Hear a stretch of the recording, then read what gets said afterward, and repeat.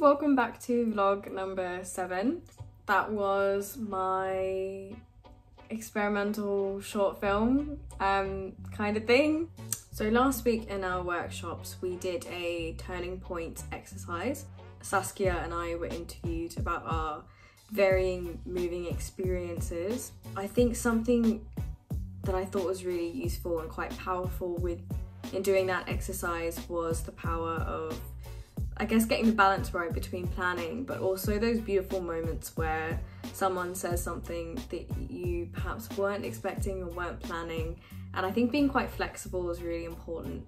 And building on that, something I think was touched on in the reading as well, and that I found our group kind of naturally did when we were doing this kind of mini interview, was the idea that you're meant to ask questions that you feel the audience would ask, and creating that kind of natural rapport between the interviewer and the interviewee, I think was quite an important skill that we're still learning and I would love to get better at.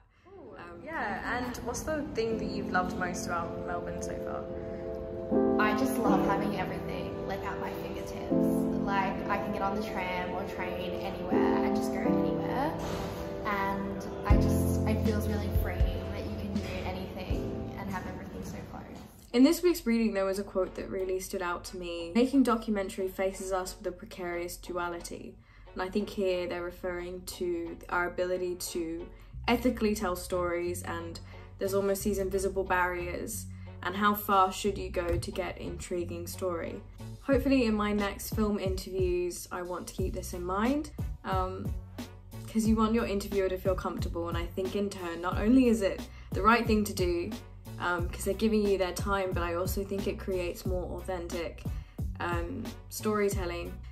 The reading also made an interesting point about setting. I hadn't really thought about that and how important the setting is in creating that atmosphere, not just for the interviewer and how they feel and how that will reflect on camera, but also the idea that the audience gets from your interviews. Putting it in a home, for example, would give you a more homely, intimate feeling, whereas the vox pops on the street are definitely more quick and a little bit more spontaneous, and it makes the interviewer feel as if they're a part of something bigger than themselves. And both options are really good ways to kind of diverge the story in really different ways.